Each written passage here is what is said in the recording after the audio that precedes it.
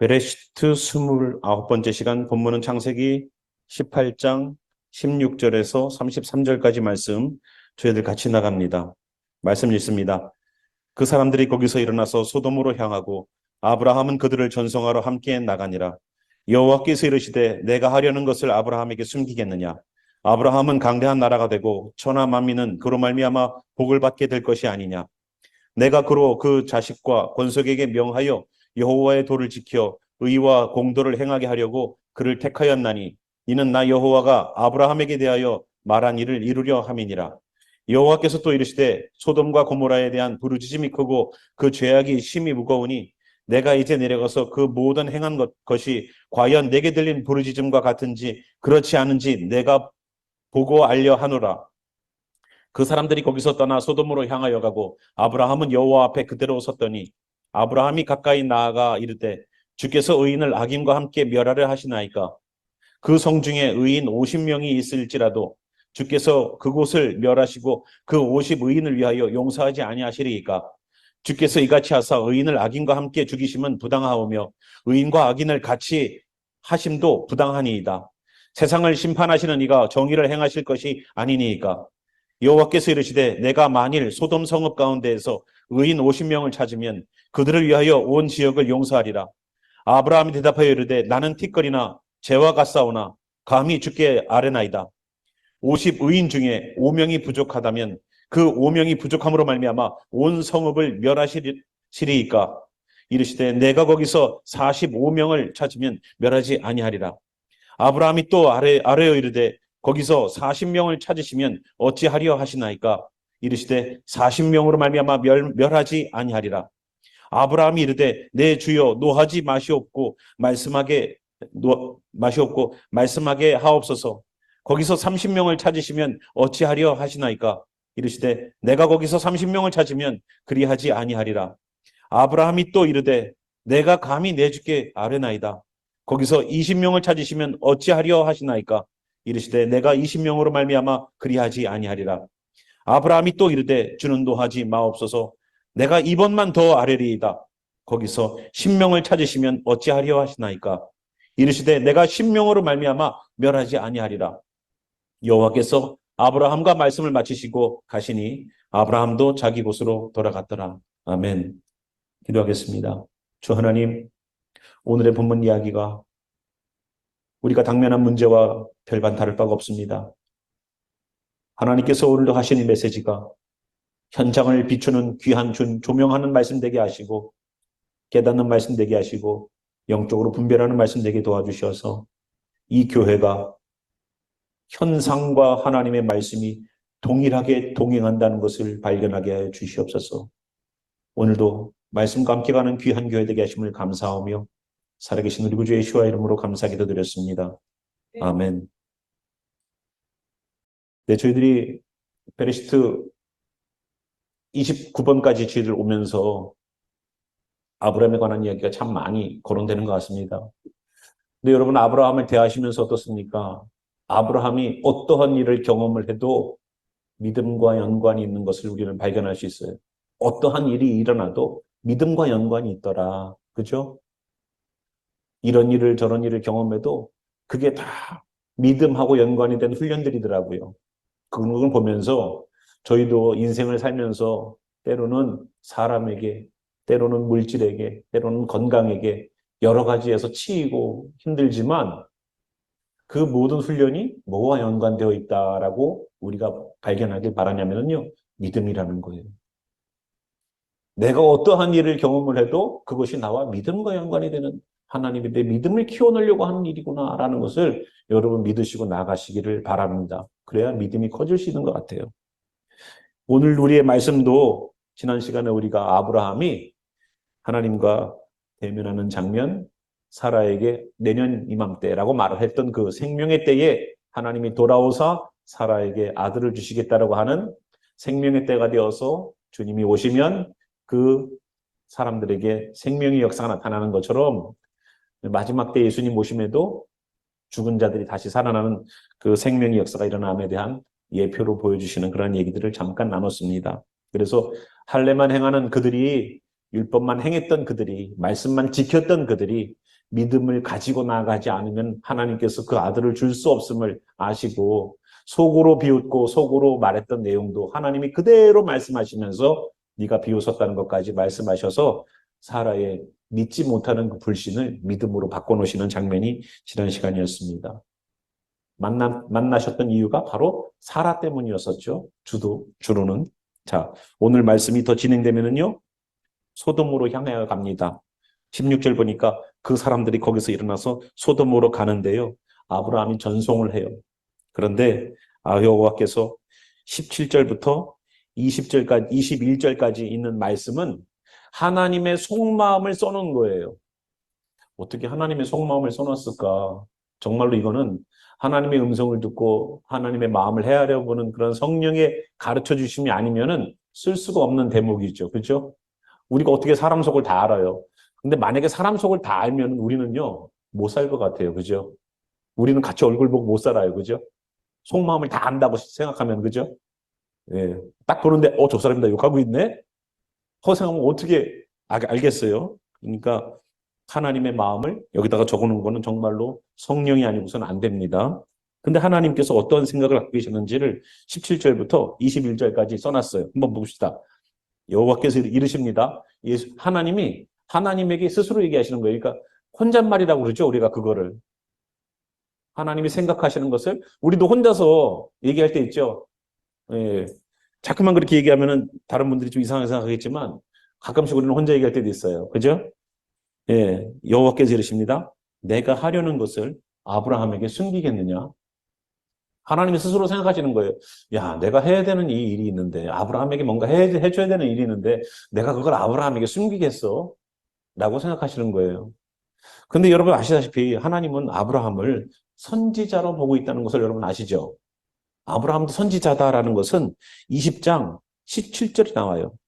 그는 선지자라.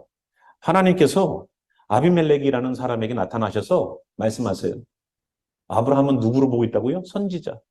그 선지자로 보고 있는 이 사람, 그러니까 선지자는 하나님의 뜻을 받아서 백성들에게 말하는 사람들이죠. 아모스서에는 이렇게 해요. 하나님께서 하시는 일을 그의 종에게 알리지 아니하시고는 일을 행하시지 않는다라는 말씀도 있어요. 그런 것처럼 선지자들은 하나님의 말씀들을 그대로 받아서 나눠주는 사람이에요. 그런데 여기 있는 것처럼 아브라함에게도 내가 숨기는 일이 있겠느냐? 아브라함이 대단해서가 아니라 아브라함이 하나님이 이해하시는 사람으로서 선지자처럼 일을 하는 사람이라는 것이 원하는 겁니다. 어떤 것을 아브라함에게 축복하시려고 하느냐? 18절 보니까 아브라함은 강대한 나라가 되고 천하 만민은 그로 말미암아 복을 받게 될 것이 아니냐? 하나님이 작정하신 거라는 거예요. 하나님은 강대한 나라가 되게 만드실 거예요. 아브라함을. 그리고요. 천하 만민, 이 온 인류는 아브라함으로 말미암아 복을 받게 될 것이라는 겁니다. 온 인류가 아브라함으로부터 복받은 게 뭐가 있을까요? 예수님이에요. 아브라함으로부터 시작된, 아브라함은 지금은 아기가 없습니다만 그 자자손손 내려가서 결국은 예수님이 나오지 않습니까? 그러니까 예수님이 나중에 나오실 텐데 그분이 나중에 온 인류의 구원의 희망 아닙니까? 우리가 죄악 가운데 있을 때에도, 내가 질병 가운데 있을 때에도, 내가 문제 가운데 있을 때에도 힘주시고 구원 얻을 그 이름 하나, 예수님이라는 그 이름 하나 주신 것, 그분의 놀라운 역사가, 예수와의 역사가 그분의 역사 아닙니까? 그래서 그분을 통해서 복을 받게 될 것이 아니냐라는 얘기를 합니다. 19절 보니까요. 내가 그로 그 자식과 권속에게 명하여 여호와의 도를 지켜 의와 공도를 행하게 하려고 그를 택하였나니. 그러면 아브라함을 택한 이유는 아브라함만 강대한 나라가 되고 그를 통하여 복받는 것, 그 길이 열리는 것뿐만 아니라 그를 통해서 자식과 권속들이 하나님의 도와 하나님의 의와 하나님의 공도를 행하게 하려고, 말씀을 가리켜서 계속 예수님 믿으세요, 예수님 믿으세요 해서 하나님의 말씀을 지키는 사람들을 만들어내기 위한 선택이었다는 겁니다. 그럼 우리도 아브라함처럼 하나님의 부르심을 받고 하나님께서 구원해 주신 우리라면 우리도 동일한 이 아브라함에게 향한 계획들이 우리들에게도 있다는 거 아니겠어요? 그럼 우리로 아브라함이 아니라 우리에게 좀 바꿔봅시다. 자, 우리로 바꾸면은요. 18절 보니까 여기에 자기의 이름을 넣고서 한번 읽어볼까요? 18절부터 19절까지 여기 아브라함 이럴 때 자기 이름 한번 집어넣고 한 번만 해볼게요. 자, 18절. 예.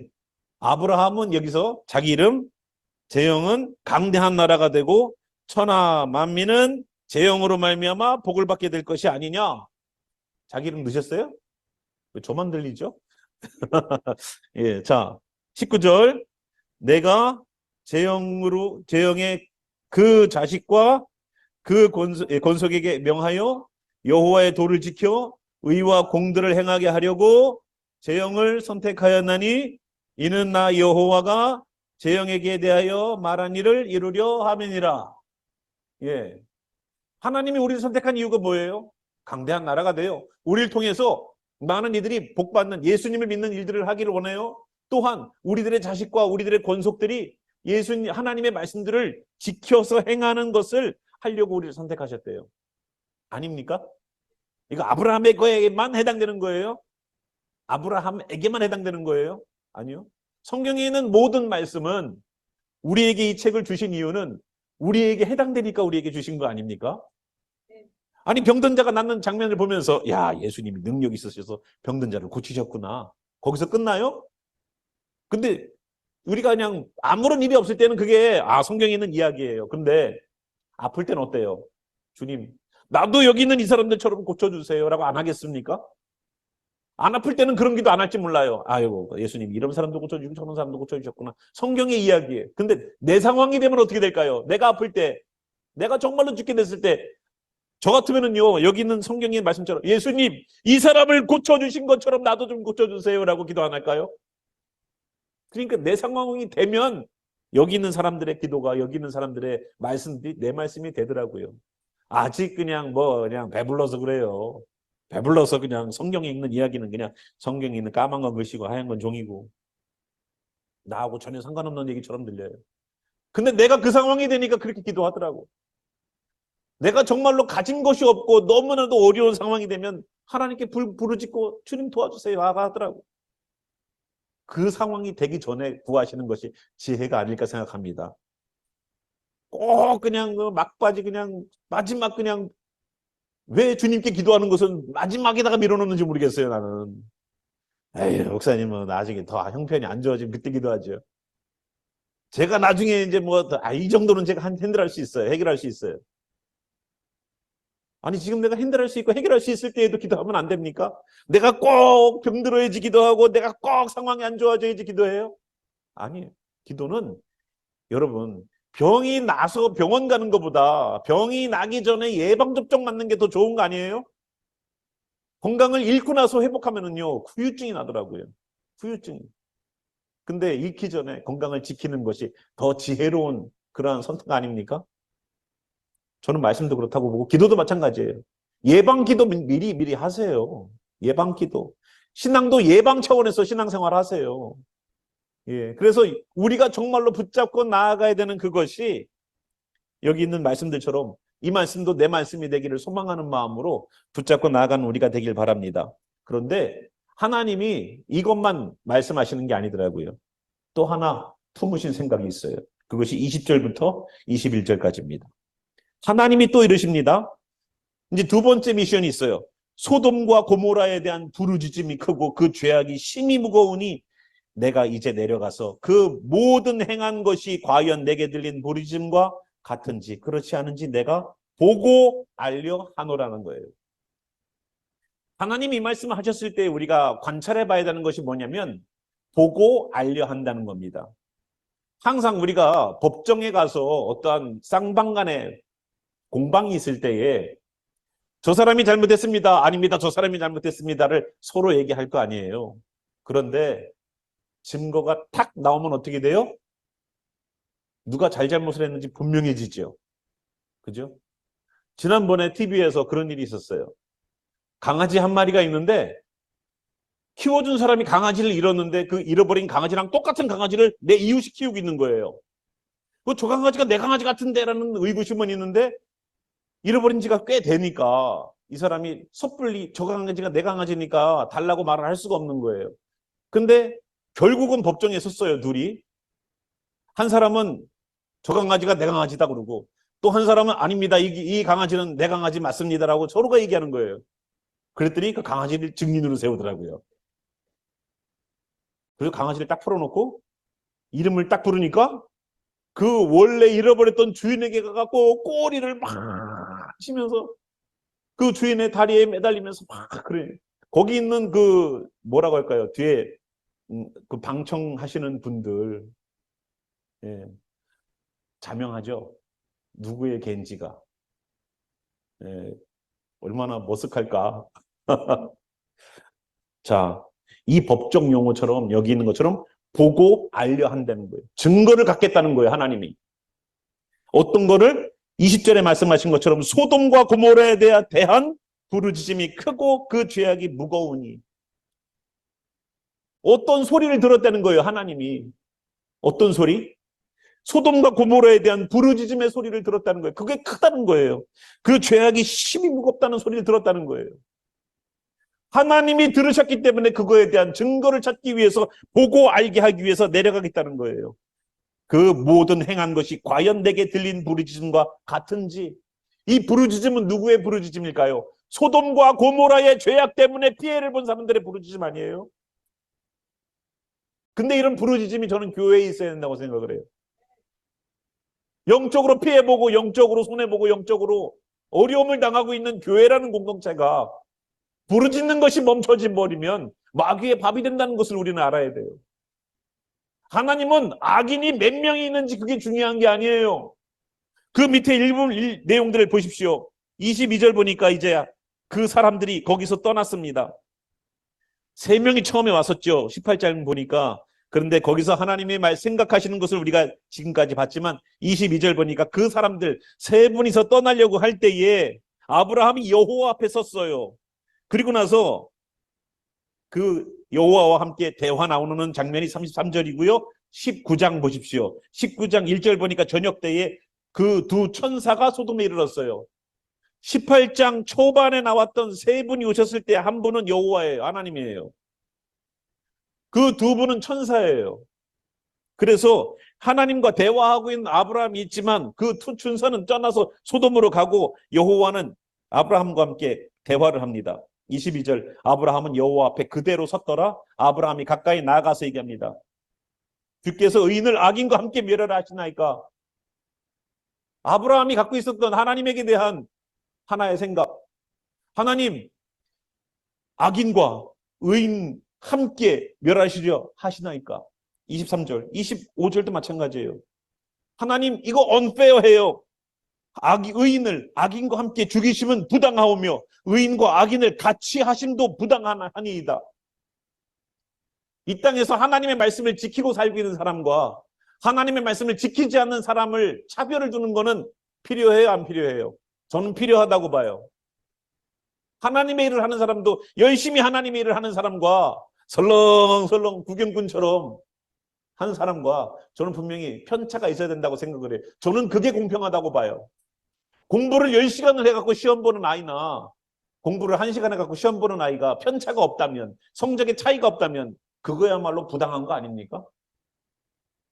어떻게 1시간 공부하고서 그거를 커버할 수 있어요?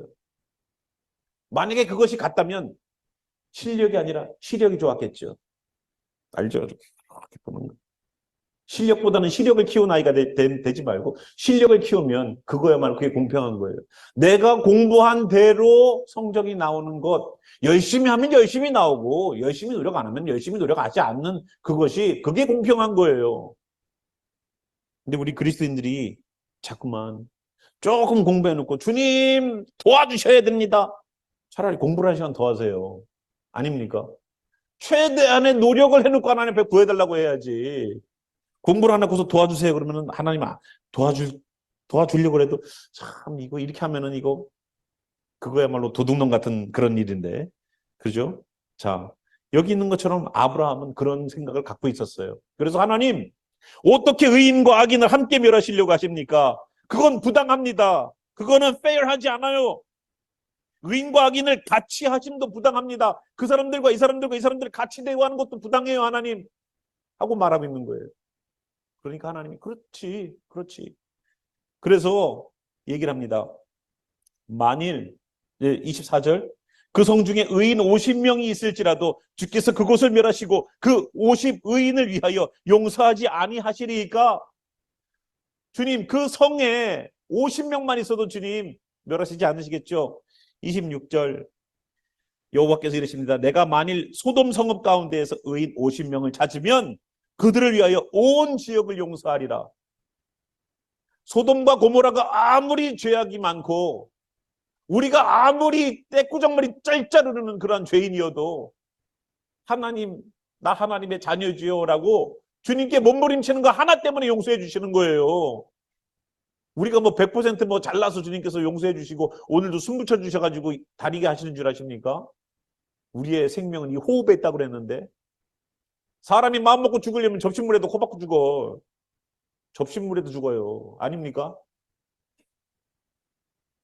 하나님께서 우리에게 기회를 주셔서 이 땅에 살게 하셔서 오늘도 우리가 그 은혜를 누리고 살고 있는 우리인데 하나님께서 나에게 보시는 것은 99가지의 죄악이 아니라 살겠다고 몸부림치는 거 하나 때문에 우리를 지금까지 구원해 주시고 살려주시는 것처럼 하나님의 관점은 오늘 제목처럼 온통 의인에게만 있어요. 소돔과 고모라가 여태까지 잘못했어요. 여태까지 나쁜 짓을 했어요. 여태까지 어떻게 살았는지 다 아실 거예요. 그런데도 불구하고 그들을 지금까지 내버려 두신 이유는 그들의 부르짖음이 계속 들리는 것을 이제 확인할 때까지. 의인의 부르짖음이 계속될 때 하나님 꼭 듣고 계시는 거예요. 듣고서 하나님께서 때가 찼을 때에 일을 하세요. 누구 때문에? 죄가 많은 사람들이 수만 명, 수백만 명이 산다 할지라도 의인 때문에 그 도시를 멸하지 않는 거예요. 하나님의 관심은 의인이지 악인이 아니에요. 의인이에요, 의인. 하나님의 눈은 계속적으로 하나님의 말씀대로 살려고 하는 사람들에게 있어요. 하나님의 관심은. 그래서 의로운 사람일수록 작은 것에서도 죄를 느껴요. 여러분, 죄를 늘 지어서 오죽하면 가둬놨을까? 죄를 얼마나 지으면 가둬놨을까? 거기에 계신 분들은요, 뭐 빵 하나 훔쳐먹고 들어왔습니다 그러면은요, 그건 죄도 아니야 그래요. 그럴까요? 빵 하나 훔쳐먹고 감옥에 가 있는 사람은요, 수십 명을 죽인 살인자 앞에 너는 왜 들어왔어? 너는 왜 들어왔어? 물어볼 거 아니에요. 그러면 예, 저 빵 훔쳐먹다 걸려 들어왔습니다. 재수가 없었죠. 그래, 진짜 내가 보기에 넌 재수가 없는 것 같다. 자기네끼리 아무리 죄의 경중을 논해서 죄가 많은 곳에서는요, 죄가 작은 거는요, 아, 이거 아무것도 아니에요. 근데 하얀색 옷을 입고 밖에다가 갔다가 여러분 의자가 없는데도 하얀색 옷을 입고 있으면요, 땅바닥에 앉지 않아요. 그죠? 내가 내 옷을 더럽힐까봐. 음식 먹을 때는 어떻게 해요? 내가 뭐 하나 앞에다가 하죠. 튈까봐. 근데 군복을 입으면 어때요? 군복을 입으면 남자들 예비군 가면 어때요? 뭐 교수든 박사든 필요 없더라고. 뭐 그냥 뭐. 뭐 점심 드세요 그러면 이제 식판 받아가지고 그냥 땅바닥에 앉아갖고 먹고 그랬어요. 옛날에 뭐 식당에서 밥도 안 줘요. 그냥 식판 들고 와서 그냥 퍼주고서 그냥 바닥에서 먹지. 그냥 앉아갖고 먹는 거예요. 그냥 이상하게 군복만 입으면은 그냥 바닥에 앉아요. 내가 정말로 주님의 의 가운데에 들어가 있는 사람은 작은 것일수록 나는 더 아파하는 거예요. 죄가 많은 사람은 큰 죄를 줘도 여상하게 여겨. 에이, 뭐 이것쯤이야. 뭐. 근데 죄가 없는 사람은 작은 것에서도 아파하고 괴로워하고 주님 이 생각만으로 먹은 것도 나는 괴롭습니다라고 얘기해요. 그러니까 죄를 많이 짓는 사람, 거짓말을 아주 그냥 밥만 먹으면 해대는 사람은 어때요? 아, 늘상 저 사람의 인생은 저랬구나. 아무리 예수님을 믿고 아무리 목사일지라도 저 사람의 인생은 저런 거구나. 아파하지 않는구나. 하나님의 말씀 조금만 내가 못 지킨 것에 대해서 괴로워하지 않는구나. 보면서 우리는 알 수 있는 거예요. 여기 50명부터 시작했습니다. 50명에서 5명이 빠지는 45명이면 어때요? 45명에서 40명이면 40명이면 어때요? 40명에서 30명, 30명에서 20명, 그리고 10명까지 내려갔어요. 하나님 10명, 그 성에 10명이 되면 어떡할까요? 이 10명이라는 이 최소한의 단위는 왜 더 안 내려갔을까? 10명에서 멈춘 이유가 있죠. 이스라엘이 회중이라고 말하는 최소 단위가 10명이에요. 예. 찌뿌르라고 부르는 10명이라는 최소 단위예요. 그러니까 10명만 모이면 회당을 세울 수도 있었어요. 그런데 이 10명이라는 그 범주가 10세 이상을, 10살 이상을 성인으로 봤어요. 이스라엘 사람들은. 그러니까 아이들 10명만 모여 있어도 회당을 지어줄 수가 있었어요. 예, 놀랍죠? 왜냐? 말씀을 듣고 무엇이 잘못이고 무엇이 하나님 뜻인지를 분별할 수 있는 충분한 나이가 10살 정도 되는 거예요. 그러니까 뭐 한국에 보니까 뭐 14세인가 13세인가 그 밑에는 특법소년 해가지고 범죄를 저질러도 용서해 주는 것처럼 이렇게 굉장히 법이 느슨하니까 아이들이 범죄를 저질러 놓고서도 나 촉법소년이에요라고 오히려 자기가 당당하게 처벌해 보세요라고 빈정된다고 그러더라고요. 예. 근데 미국은 조금 좀 법이 좀 세서 어른들이 범하는 범죄를 지었을 때에는 어른의 형벌을 내리는 경우들도 있죠. 그죠? 어른이 해야 되는 범죄를 저질렀을 때는 저는 그 맞다고 생각해요. 어른이 할 만큼의 죄를 범하면 아이도 죄를 지을 수 있지만 아이가 범죄하는 것과 어른이 범죄하는 것에 어떤 경중이 있을 거 아닙니까? 그런데 어른이 하는 것처럼 아이가 죄를 범했을 때는 어른의 형벌을 내리는 거는 저는 바람직하다고 봐요. 그런데 우리도 그런 어떠한 것처럼 10살이 되면 분별이 생기기 때문에 성인으로 쳐준다는 겁니다. 그 10명, 왜 10명을 바름으로 잡았을까? 10명 정도 되면은요, 최소한 한 가정이 만들 수 있는 패밀리 단위 정도 된다, 이렇게 생각하는 겁니다. 지금이야 저희가 핵가족화 돼가지고, 한 가정에 뭐 4명, 5명이, 많으면 4, 5명이 전부죠. 그죠? 그런데 옛날에는 어땠습니까? 할아버지, 할머니, 삼촌, 고모, 뭐 아버지, 어머니, 애들 막 주렁주렁. 그러면 10명이면 10명이면은요, 겨우겨우 10명 맞춰요. 보통 막 열 몇 명 될 거예요. 그죠? 그런데도 불구하고 이 10이라는 단어가 딱 체험의 숫자니까 1부터 10까지 체험의 숫자니까 10계명도 10개가 있죠. 그리고 10년의 기간 동안 하나님께서 보셨죠? 이 10이라는 숫자는 그렇게 보는 거예요. 그러니까 온전하게 체험의 숫자 9라는 숫자를 넘어서서 완전하게 채우는 숫자 10까지 왔다는 겁니다. 그래서 10이라는 숫자만큼 채워져 있는 이 10명. 온전함을 이루는 10명만 있어도 그 성을 멸하지 않으시겠죠? 하나님? 않겠다 하고서 말씀하셨습니다. 한 가정만이라도 주님 그들이 의롭게 행동하면 하나님 구원하시죠. 맞습니다. 하고 하나님께서 그렇게 하시겠다는 거예요. 그런데 저희가 결과를 알지 않습니까? 소돔과 고모라 성의 이야기를 알잖아요. 몇 명이 구원받았나요? 소돔과 고모라 성에서.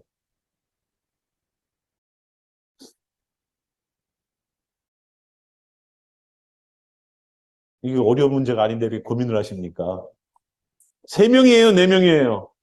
3명이죠. 4명이 데리고 나왔는데 한 명은 어떻게 됐어요? 예. 어떻게 됐나 돌아보다가 뭐가 됐대요?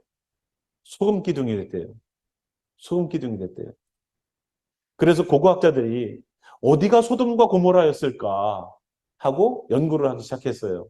그런데 소돔과 고모라라는 도시를 찾을 수는 없지만 소돔과 고모라라고 예상되는 지역의 지층을 보니까요. 검은색 띠가 있어요. 검은색 띠. 지층에 검은색 띠가 있어요. 그 검은색 띠가 있는 것을 삽으로 퍼다가 불을 붙였는데요. 순도 90 몇 퍼센트의 유황이 나왔어요. 순도 90 몇 퍼센트. 우리가 보통 우리가 구할 수 있는 유황의 농도가요. 그렇게 많지 않대요. 7%인가 밖에 안 된대요. 순도 90 몇 퍼센트의 유황이 거기 있다는 거예요. 이 유황이 어디에서 쓰입니까? 예, 지옥불에 쓰이잖아요. 그죠? 유황불에 들어간다고, 유황못에 들어간다고 얘기하잖아요. 사람을 심판할 때 하나님 그렇게 쓰셨어요. 아마 화산이 폭발해서 그렇게 사람을 완전히 녹여버릴 정도로의 그러한 곳이 아닐까. 그렇다고 거기가 화산지대는 아니잖아요. 그럼에도 불구하고 하나님이 유황으로 소돔과 고모라를 멸하셨다는 것을 단적으로 그들이 고고학자들이 발견하는 게 그거예요. 왜 여기에 이렇게 순도 높은 유황이 있을까? 순도가 굉장히 높은 유황이 어떻게 여기 있을 수 있을까? 란 그거를 가지고 연구하는 그런 장면들도 봤습니다. 어쨌거나 결국은 거기에서 구원받아서 살아난 사람은 3명이에요. 10명도 안 돼요. 그러나 10명이 안 됨에도 불구하고 하나님은 거기에서 그 사람들을 데리고 나와서 나머지를 멸하게 하십니다. 그냥 진짜 아브라함 말대로 의인과 악인을 같이 멸하시렵니까? 라고 하는 부당합니다라는 그 말에 하나님은 의인은 거기에서 빼내주셔요. 빼내셔서 하나님의 길들을 걷게 하십니다. 자, 그런데 그것도 뭐 문제가 많았죠. 문제가 많았습니다. 어쨌거나 오늘 우리가 봐야 되는 것은 뭐냐면 하나님의 관심은 소돔과 고모라 성이 아무리 죄악이 많고 아무리 거기에 있는 사람들이 많을지라도 하나님은 그거 신경 안 쓰시고 그 가운데 의인이 몇 명 있는지에 관심이 있으시더라고요. 하나님의 관심은. 하나님은 부르짖는 사람들의 기도에 관심이 있으시더라고요. 우리가 오늘 이 본문을 보면서 우리가 18장 지난 시간에 우리가 앞에 부분 본 그때에 내년 이맘때에 사라에게 아들이 생길 거라는 얘기를 했죠. 그러면 곧 아이를 가져야 되고 아이가 태중에 있어야 되고 태어나는 시간까지 하면 보통 한 1년 정도를 잡죠. 그죠? 아이를 갖고 아이가 어머니의 태중에서 커나가고 아이를 출산하는 시간까지 보통 한 1년 정도 이렇게 봅니다. 그죠? 그러면 그 1년이라는 시간 안에 어떤 일이 있었을까요? 19장부터 보면은요. 소돔과 고모라 성이 멸망당하는 이야기가 나옵니다. 20장 보니까 어떻게 됩니까? 아브라함이 아비멜렉이라는 그 왕에게 자기 아내를 또 누이라고 해가지고 속여가지고 그러한 일들이 발생해요. 거기에서 그 일 때문에 하나님께서는 아비멜렉과 그 아내와 여종을 태문을 닫아버리셨어요. 그리고 나서 그것에 대하여서 아브라함이 기도했더니 다시 그들의 태가 열리는 일들이 일어났습니다. 그러니까 많은 일들이 이미 일어났었어요. 그리고 나서 이삭을 낳게 되는 일들이 21장부터 이야기가 되는 거죠. 사라가 임신하고 임신한 그 사라가 아이를 태어나게 하는 그 일들이 소개가 됩니다. 21장에. 그런 거 보면서 아이가 태어날 때까지의 시간을 이렇게 보면 여러분 너무나도 충격적인 일들이 많이 벌어지지 않았을까요? 그죠? 결코 아이가 태어나는 좋은 환경은 아닌 것 같아요. 그런데 하나님께서 이 일들을 미리 해주시고 정말로 이들이 아이를 순산하는 데에 그런 환경들을 만들어가고 계시는 모습들을 우리가 다음 주부터 좀 보길 바랍니다. 이번 주는 우리가 봐야 될 것이 그거예요. 하나님은 의인에 대해서 아브라함과 그 자손들에 대한 축복의 이야기뿐만 아니라 하나님이 하시려고 했던 것도 하나는 그들 가운데 그 지역 가운데 있는 불의에 대하여서 하나님은 심판하러 오셨다는 것을 우리는 보게 돼요.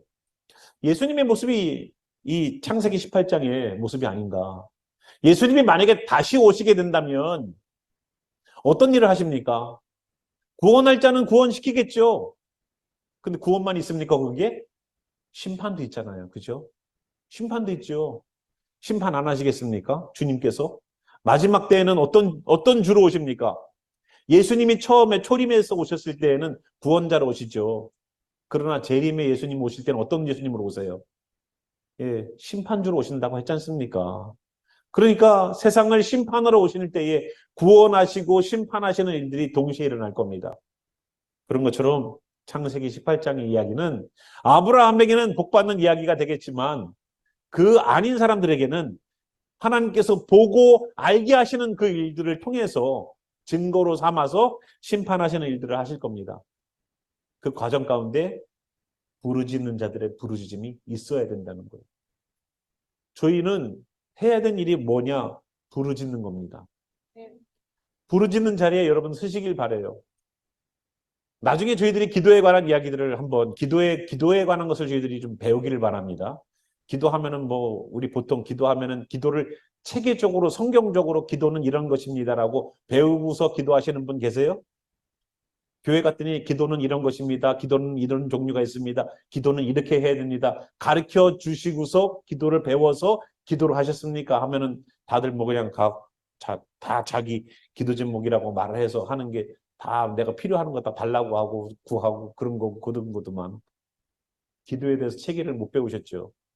예, 성경적으로 기도를 어떻게 해야 되는 것인지 유대인들은 어떻게 기도를 가르쳐 주고 있는지 그런 것들에 대해서 저희들이 좀 교육을 받는 시간이 좀 있어야 될 겁니다. 그래서 우리들의 부르짖음 또한 그냥 힘들어서 하는 부르짖음이 아니라 주여 소돔과 고모라의 죄악 때문에 우리가 힘듭니다라는 부르짖음이었어요. 그래서 그들의 죄악에 대하여서 하나님이 그 죄악이 심히 무겁다는 것을 아시고 듣고 오셔서 심판하신 겁니다. 여러분, 우리가 있는 이 교회와 이 지역에 있는 죄악의 문제 놓고서 우리 교회가 부르짖지 않는다면 안 되는 거예요. 하나님, 우리는 정말로 죄에 대해서는 순결하길 원합니다. 이 피치추리시리와 니난 지역에 있는 우리의 죄악들이 있다면 주님, 그걸 우리가 짊어지고 기도하는 교회 되게 도와주시옵소서. 우리가 그 사명을 가지고 주님께 무릎 꿇고 기도하고 나아가서 이 지역을 살리는 우리가 되길 바라요. 하나님께서 복음의 문을 닫아놓고 하나님께서 일반적으로 그냥 가서 예배 드리고 와. 그게 구원이야. 이런 캐톨릭이 품는 마음, 라틴어로 설교를 했던 그 시대에 아무런 말도 못 알아듣는 그 설교, 미사를 참석하고 성채 입에다가 하나 받아먹고 포도주잔 마시면 내가 구원을 받는 성채설, 거룩한 몸이 된다는, 구원받는다는 그러한 논리와 이론으로 중세교회까지 끌고 왔던 캐톨릭. 지금 교회가 그 짓을 하고 있더라고요. 교회가 예배 참석하면 헌금 드리면 구원받는 것처럼. 그러니까 성도들의 삶들이 다 나가자빠지는 거예요. 삶하고 전혀 상관없는 그리스도인들. 내 삶과 예수님은 전혀 교회, 주일날 교회에 와서만 예수님 믿고 내 평상시에 살면 예수님하고 전혀 상관없는 그러한 삶으로 우리가 살고 있다면 그거야말로 소돔과 고모라가 아닙니까? 소돔과 고모라 아니에요. 그런 곳에서 의인들 때문에 그 부르짖음 때문에 그 지역을 살려내는 귀한 일들이 있기를 저는 소망합니다. 그래서 하나님이 품으신 생각 두 가지. 하나님의 사람에게는 복을 주시겠다라는 것과 하나님의 사람이 아닌 소돔과 고모라에 대해서는 내가 보고 알게 하여서 심판하는 그러한 일들을 하겠다는 하나님의 마음이 있다는 것. 항상 우리를 대하실 때에도 그럴 거예요. 우리를 대하실 때에도. 우리 가운데 죄악이 있습니다. 그거는 심판하실 거예요. 그러나 우리 가운데 있는 살려고 하는 몸부림 때문에 축복하실 거예요. 참 양날린 검처럼. 우리 가운데 어둠을 끊어내는 그런 몸부림이 있길 바랍니다. 네. 내 속에 꿈틀대는 그 의로움 하나 때문에 여기 있는 것처럼 10명을 통하여서 소돔과 고모라가 그러면 10명 때문에 구원받을 수 있는 기회가 있었습니다. 한 가정 때문에 구원받을 수 있는 기회가 있었어요. 오늘도 이 교회와 여러분의 가정과 여러분이 모든 이 공동체 속에 직장도 마찬가지입니다. 부르짖고 기도하는 그 한 사람 때문에 붙잡아 주시는 귀한 일들이 일어나길 바랍니다. 그래서 하나님의 관심은 이 세상의 죄악이 아니에요. 의로운 자에게 눈이 있어요. 그 사람을 통해서 하나님 일하세요. 내 가정이 보존되고 있다면 내 가정에 누군가는 기도하고 있다는 거예요. 이 교회가 보존되고 있다면 기도하는 사람이 이 교회에 있다는 거예요. 이 지역이 보존되고 있다면 이 지역을 향한 기도가 있다는 거예요. 그래서 오늘도 그 사명을 우리가 감당하는 귀한 교회 되길 바랍니다. 함께 우리 일어나셔서 주님, 세상이 아무리 더럽고 마지막 때가 됐어, 마지막 때가 됐어 라고 말을 해도 하나님이 의롭다고 말씀하시는 그 사람들을 통해서 용서하시고 구원하신다고 성경은 얘기합니다. 그 사람들이 우리가 되게 하여 주시옵소서. 우리 가정이 아무리 죄악이 많고 아무리 힘든 그러한 가정이어도 기도하는 사람 한 사람 때문에 보존된다는 것을 알게 하여 주시옵소서. 내 직장이 아무리 나쁜 사람들이 모인 직장이어도 기도하고 주님께 무릎 꿇는 사람 한 사람 때문에 보존된다는 걸 알게 도와주셔서 오늘도 하나님의 관심은 주님을 향하여서 무릎 꿇는 사람 그 사람에게 있습니다. 하나님 그 사람이 내가 되게 도와주시옵소서라고 함께 기도하는 시간 갖겠습니다. 우리가 더 부르짖지 못해서 이 지역의 죄악이 더욱더 강성해지지 않습니까? 우리가 더 주님께 무릎 꿇지 못해서 악에게 영혼들을 빼앗기고 있지 않습니까? 주여, 이 교회가 침묵하면 이 지역은 죽습니다. 교회는 다니는데 주님을 만나지 못합니다. 잘 먹고 잘 사는 것이 설교되고 도덕과 윤리적으로 착하게 살고 선하게 살고 예수님 믿는 사람답게 한 번 더 용서해주고 품어주라고는 하는 그러한 메시지는 전할지 몰라도 예수 믿고 생명받고 예수 믿고 구원받고 예수 믿고 바른 길 걸으라는 그 메시지는 상관없게 지금 진행될 수도 있습니다. 주여, 하나님이 오셔서 보고 아시옵소서.